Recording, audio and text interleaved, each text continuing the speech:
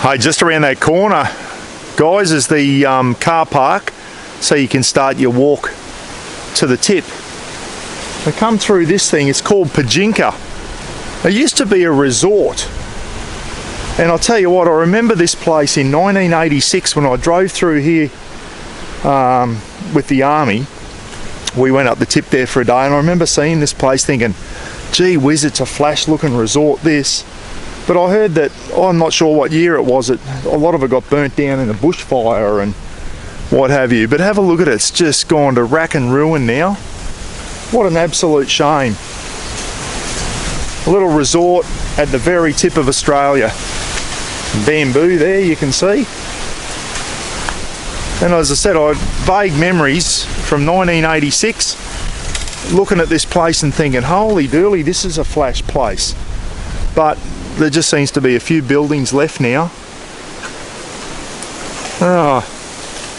It just seems to be the story, doesn't it? Everything used to be great in its heyday and just doesn't exist anymore. Pajinka, it was called. And there you go, just gone to ruin.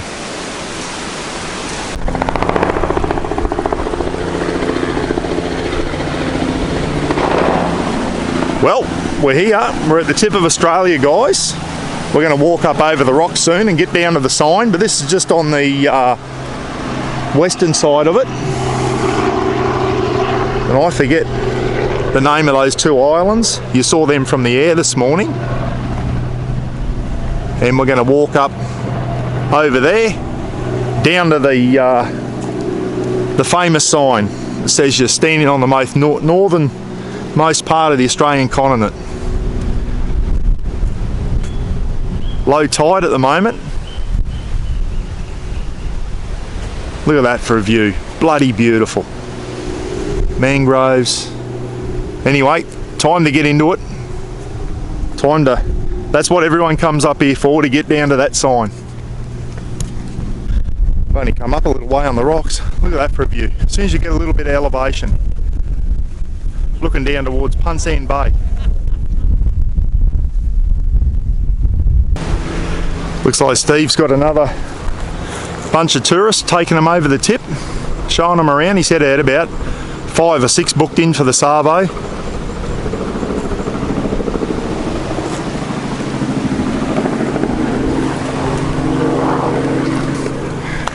Not as hard as Kings Canyon walk, Roz.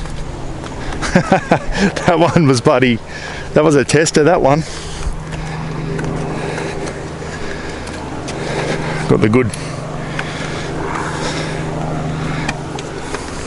the old Iron Jack mountain boots on.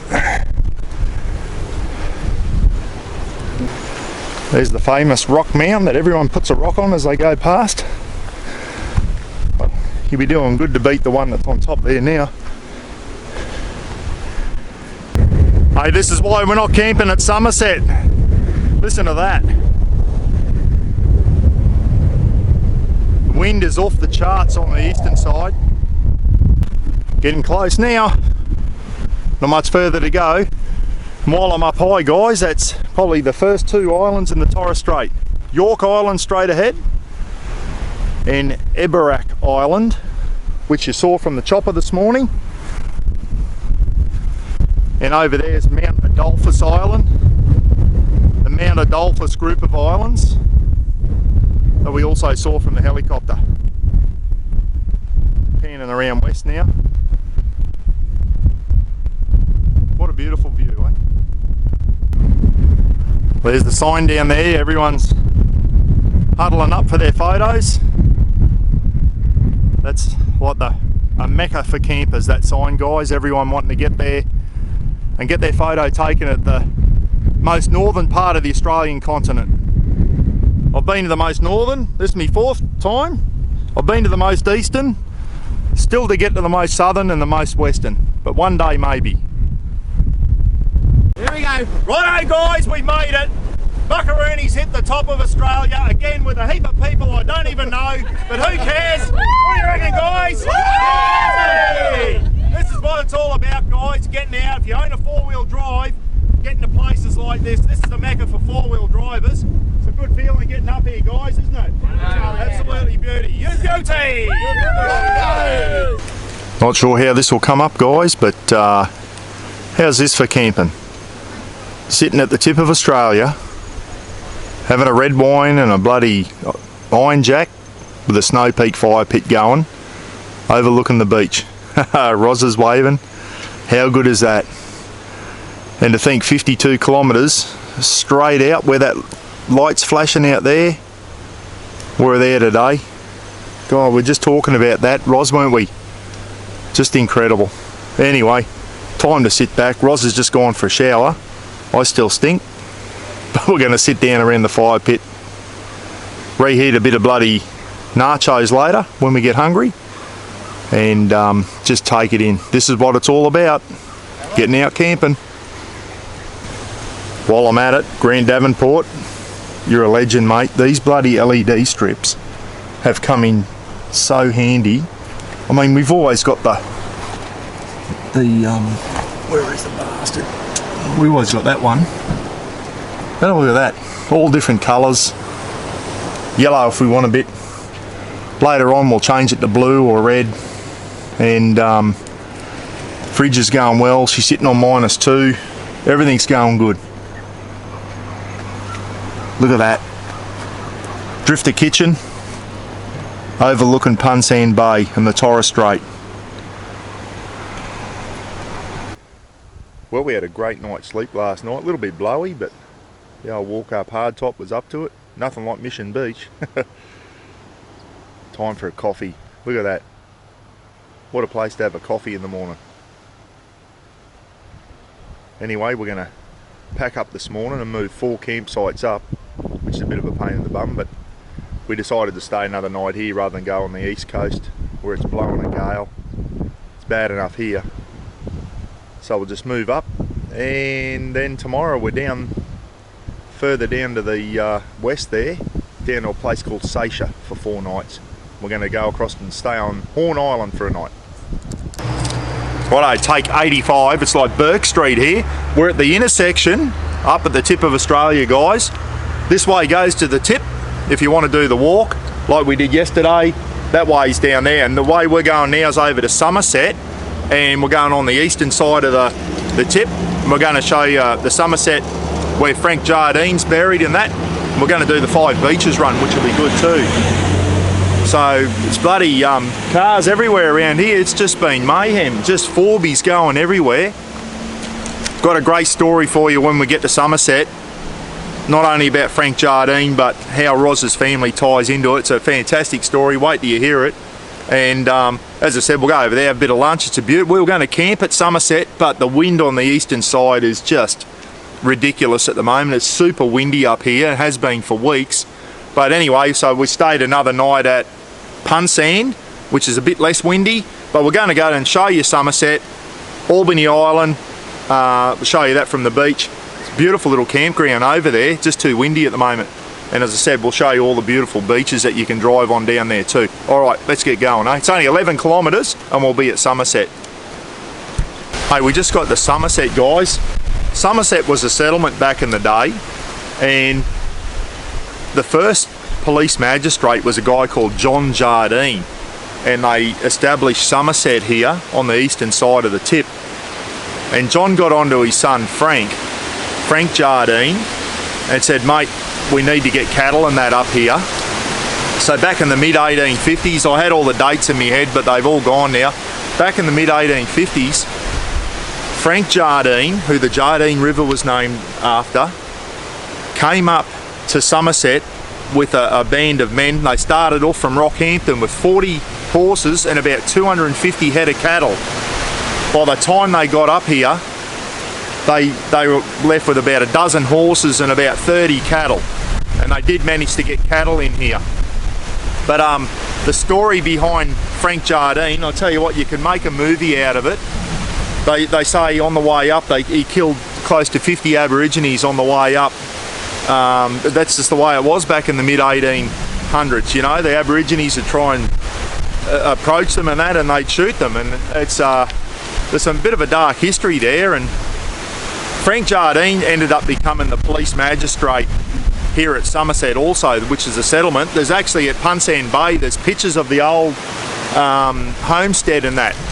And it's fantastic, and I'm not quite sure how many people used to be here, but Frank Jardine, he eventually went on to meet Roz's great-grandfather, James Mills, and Frank Jardine and Roz's great-granddad were the ones responsible for originally putting cattle onto Nagi Island, where we were yesterday.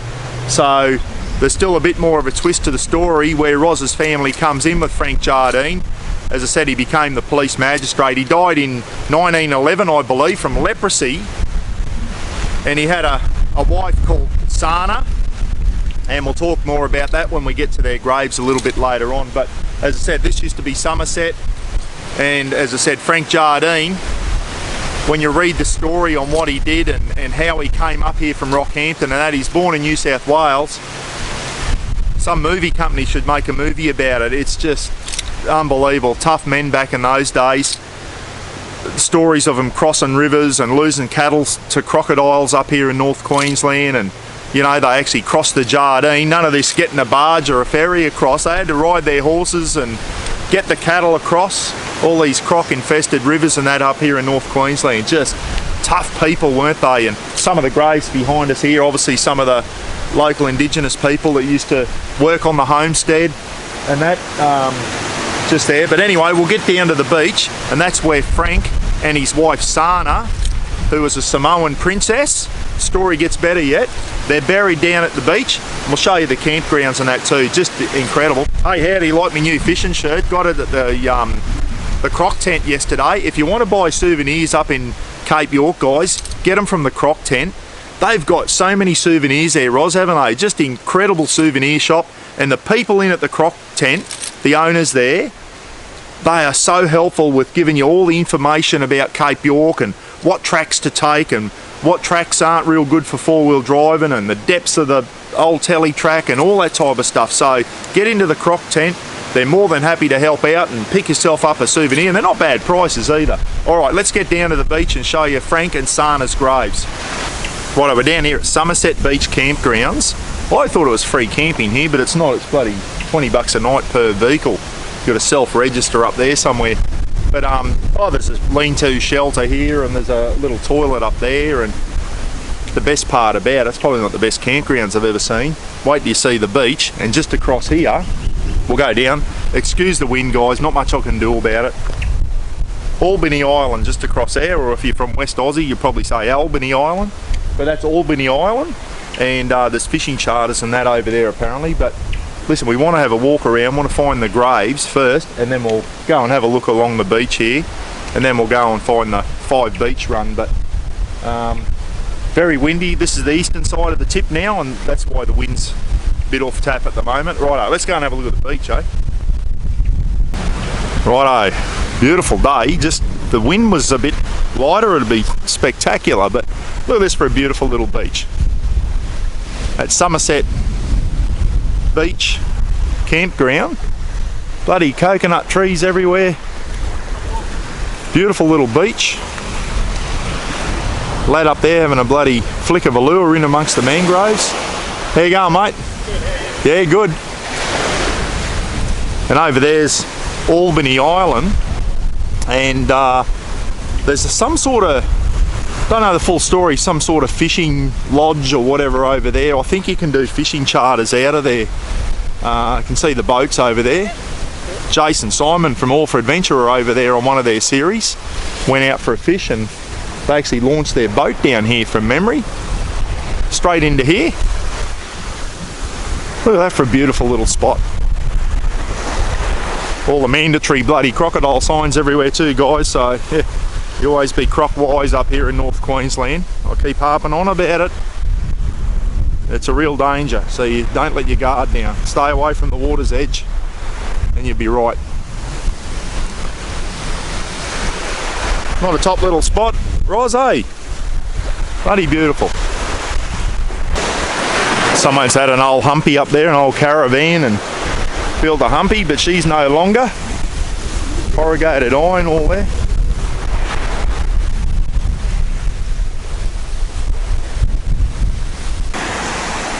We're just looking for Frank Jardine's grave, folks, and his wife Sana, who was a Samoan princess. And I just come across these ones, and that's got Japanese writing on it there.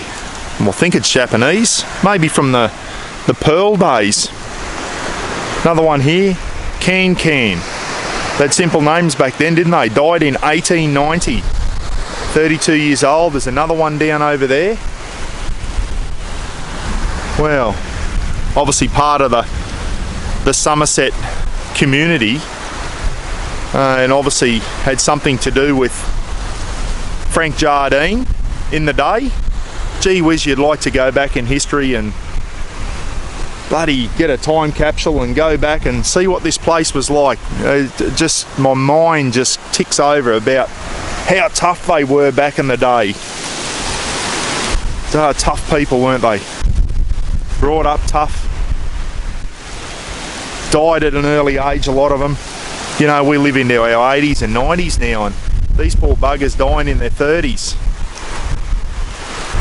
Another famous name, guys, Edmund Kennedy, with a party of 12 men, landed here at Rockingham Bay, 24th of May, 1848. He was fatally speared at Escape River.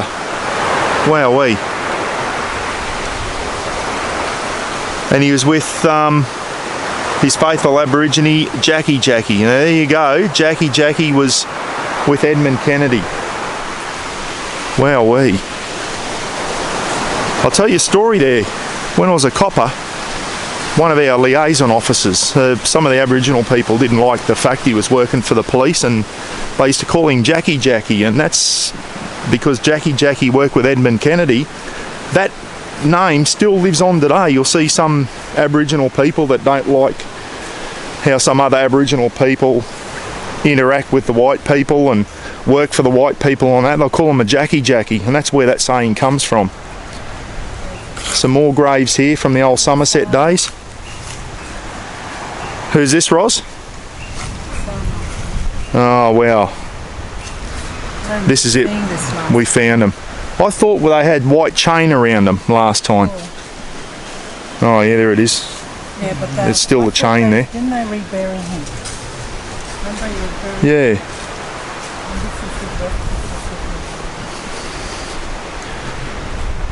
Story, he was reburied, Roz. They buried him face down because a lot of people didn't like him, and then they reburied him up the right way. That's another story that gets around, that he wasn't well liked. He was quite a brutal man, Frank Jardine, and when they buried him face down, which is a sign of disrespect.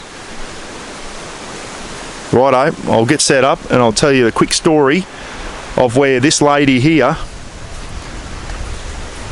Sana Jardine, how she ties in with Frank Jardine, and this is where Roz's family links in.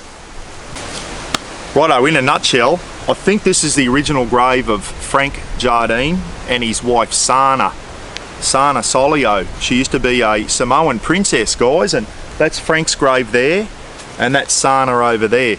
Now, where's Sana come into it? Sana was a Samoan princess. She came over as part of a missionary group spreading the word of God in the Torres Strait.